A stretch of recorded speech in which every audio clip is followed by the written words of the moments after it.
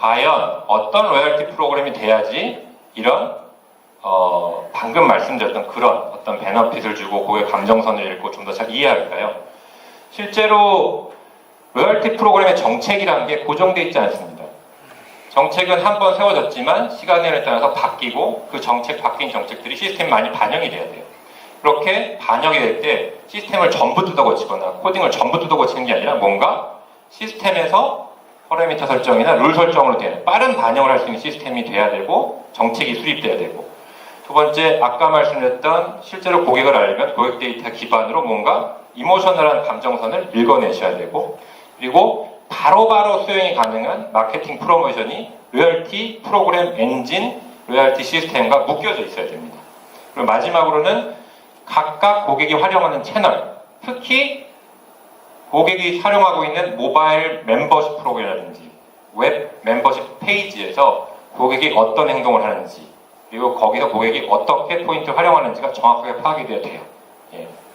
제가 지금까지는 약간 물건을 팔지 않는 모드로 말씀을 드렸지만 이제 살짝 물건을 파는 모드로 좀 바꿔서, 그래서 이제 저희가 실제로 저희 아이시그널 솔루션이라는 걸 아까 SAP C4 하나 플랫폼에다 올렸습니다. 지금 올린 작업 중이고요. 아마 9월 말 정도에 지금 종료가 될 예정이고요. 아까 SAP C4 하나가 오픈 플랫폼이라고 설명을 드린 걸로 알고 있습니다. 그래서 저희 솔루션이 SAP 자사 모듈이 아닌 것임에도 불구하고 지금 올릴 수가 있었어요. 근데 저희 모듈이 올라감으로써 굉장히 큰 의미가 있다고 생각하는 게, 실제로 SAP 클라우드 플랫폼 위에 이제 C4HANA 플랫폼이 올라가 있고 S4HANA 플랫폼이 올라가 있는데 저희 모듈도 그것과 같은 레벨로 올라갈 겁니다. 그러면 실제로 멤버십과 방금 말씀드린 C4HANA에 있는 모듈과 S4HANA에 있는 모듈이 얼라인 될 수가 있어요. 그래서 멤버십과 앞단에서 있는 프론트 CRM과 백엔드 ERP가 전부 다 같이 얼라인을 맞출 수 있다고 기대하고 있습니다. 실제로 제가 설명드릴 아이시그널 솔루션인데요. 아이시그널 그냥 스위트로 되어 있고요. 그 중에 하나가 이제 멤버십 로열티라고 명칭이 붙어 있습니다. 저희는 로열티를 바라볼 때 로열티 멤버십만, 프로그램만 중요한 게 아니라 로열티의 궁극적인 목적은 사실 재구매입니다. 재구매를 유도하기 위해서는 가장 먼저 해야 될 게 마케팅이라고 생각을 하고요. 그래서 같이 두 개가 묶어서 사실은 로열티 안에 다 들어가 있고요. 만약 마케팅을 원하시면 따로따로 모듈화 돼서 구매를 하실 수가 있고, 실제로 IoT 같은 그 로케이션 베이스 서비스도 실제로 마케팅이나 이런 데 활용할 수 있도록 모듈화 되어 있습니다. 이 부분은 다 아시는 내용이기 때문에 이제 스킵을 하고요.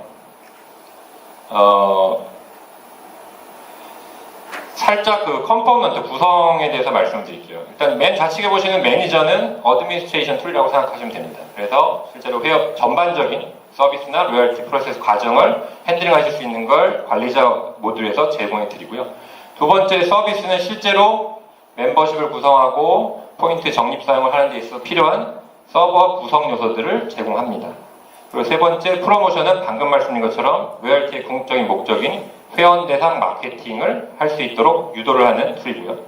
마지막으로 멤버는 실제로 회원이 앱이나 앱을 통해서 접근해야 되는 채널, 서비스를 제공하고 있습니다. 그 하단에는 현재 보시면 로열티 엔진이라고 있는데요. 사실은 이 부분이 제일 중요한 부분이고요. 이 엔진을 통해서 아시는 포인트 적립 사용, 쿠폰에 대한 소진, 그리고 승인, 그리고 정산 등등이 다 엔진을 통해서 이루어지고 있습니다. 저희 아이시그널 솔루션은 그냥 막 만든 건 아니고요. 다행히 아주 조그맣게, 너무 조그맣게 기재가 되어 있긴 하지만 가트너에 살짝 등재가 됐습니다. 그렇다고 일반 벤더 큰 솔루션은 기재가 된 건 아니고요. 살짝 등재가 돼서 속된 말로 좀 막대 먹은 솔루션은 아니다. 일단 그런 거고요. 자, 커스터머의 멤버 매니지먼트라고 되어 있는데요. 고객이 모두 멤버일까요? 맞나요? 고객하고 멤버풀이 똑같나요? 다릅니다. 구매 고객이 구매를 했다고 해서 회원은 아니죠. 맞습니다. 구매하면 회원인가요? 사실 이것도 정책적으로 만드시면 됩니다. 나는 구매와 동시에 회원으로 만들어버리겠다. 이게 과연 본인이 가지고 있는 고객들한테 먹힐 수 있는 정책인지 한번 생각해 보셔야 돼요. 나는 구매만 하고 싶다는 고객도 많습니다.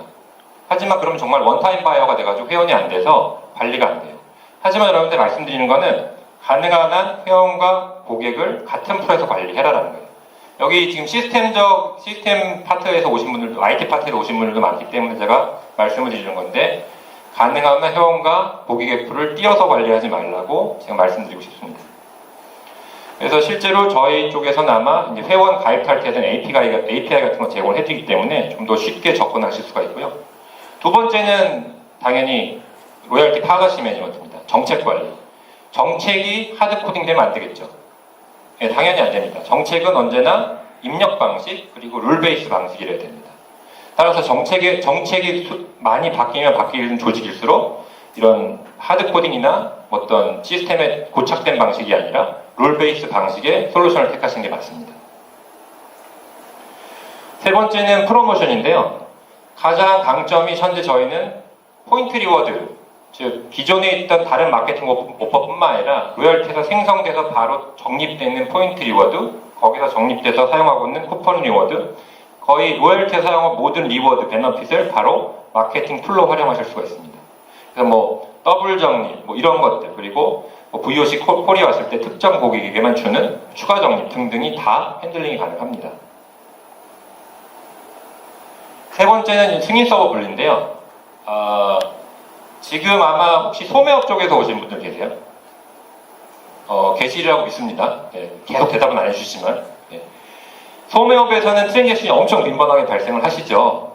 네, 그래서 사실 승인 서버는 통신 서버 역할만 하기 때문에 큰 어떤 그 리소스 자원을 필요로 하진 않지만 통신이 빈번하게 트랜잭션이 많아지면 많아질수록 승인 서버는 기존 로열티 또는 CRM 서버랑 분리하시는 게 맞습니다. 그래서 그런 백그라운드 환경을 지원해 줄 수 있느냐가 되게 중요하고요. 보통 예를 들면 1단위로 발생하는 트랜잭션 10만 건을 넘어간다. 그러면 서버당 예를 들면 뭐 30 DPS 이상을 띄워서 관리를 해야 된다든지 서버를 분리해야 된다는 등 여러 가지 정책적인 게 필요할 때 그런 게 소프트웨어적으로 지원이 가능해야 된다고 생각을 합니다. 정산 관리인데요. 정산은 정산 분담률 관리가 시스템적으로 관리가 돼야 됩니다. 정산 분담률이라는 거는 내가 로열티 마케팅을 할 때 과연 거기에 들어가는 비용을 내부 조직 간 어떻게 분담을 할 것인지 또는 내부와 나의 제휴처 간 어떻게 분담을 해서 비용을 커버리지 할 것인지에 대한 것들이 시스템으로 관리가 돼야 됩니다. 그래서 결국은 이런 것들이 회계상으로 넘어가서 최종적으로 비용 산정이나 버짓을 잡을 때는 다 반영이 돼야 됩니다. 적절하게 관리하셔야 되는 사용률이라는 게 있어요. 예를 들면 항공 같은 경우는 대충 55%에서 60% 정도의 사용률을 유지해야만 그 회계상으로도 대수로 적정한 수준이라고 판단을 합니다. 아마 인더스트리별로 모든 이런 것들이 있을 텐데요. 저희 쪽 장점은 이런 것들을 분석 템플릿, 즉 분석 대시보드 형태로 미리 제공을 해드립니다. 그 다음에 이제 게이미피케이션인데요. 요건 좀 이견이 있습니다. 사실은 게임에 관련된 내용이 얼마나 로열티에 효과가 있을지. 그래서 이것들은 모든 기업마다 들어가서 좀 커스터마이제이션이 필요한데요. 이런 것들이 가장 잘 활용될 수 있는 게 예를 들면 오픈 이벤트, 그리고 특정 기간에 어떤 스페셜 이벤트를 열었을 때 게이미피케이션이 되게 활용이 많이 되고 있습니다. 저희도 아마 큰 리테일 업체랑 같이 일을 했는데 거기서 큰 매장 하나를 오픈했을 때 IoT를 활용해서 특정 지역에 갔을 때 해당 멤버십 그 앱에서 게임을 자동으로 띄워서 추가 포인트를 적립한다는 이런 식의 어떤 게이미피케이션을 활용한 적이 있습니다. 당연히 로열티는 모바일 앱, 웹이 현재 제일 중요하죠. 그래서 i시그널 내부에는 로열티 모바일을 제공해 드립니다. 다른 모바일하고 틀린 거는 기존에 아마 모바일 앱이 있으시면 그걸 그대로 활용하셔도 되고요.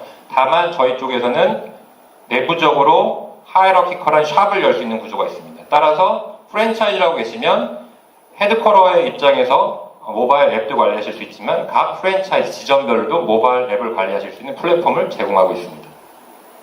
여기 있는 것들을 이제 다시 한번 말씀드리진 않겠는데요. 아마 이런 것들이 향후에 뭐 시스템을 구축하실 때 좀 고려해야 될 만한 요소라고 생각합니다. 얼마나 유연하냐, 얼마나 위아래로 통합이 되어 있느냐, 그리고 과연 이것들이 하드코딩 없이 다양한 정책을 만들어서 다시 반영할 때 쉽게 반영할 수 있느냐.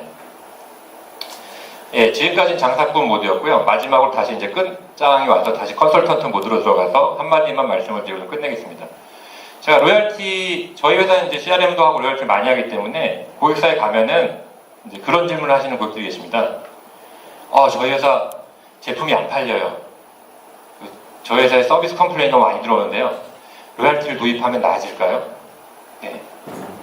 사실 한 대 막 때려주고 싶습니다. 그런 고객들은.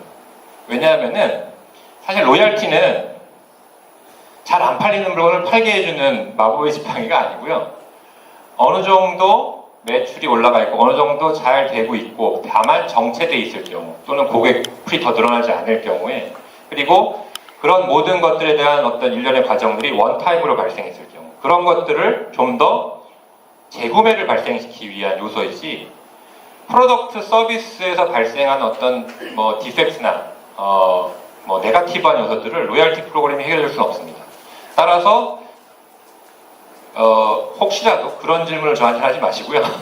지금 저희가 뭐 계속적인 재구매는 발생하지 않아요. 회까지 일단 구매를 분석해 보셨으니까 또는 저희 고객풀이 계속 정체되어 있어요라든지 이런 질문을 했을 때 아마 제가 좀 더 적극적으로 로열티 프로그램이나 로열티 시스템에 관한 설명을 드릴 수 있을 것 같습니다.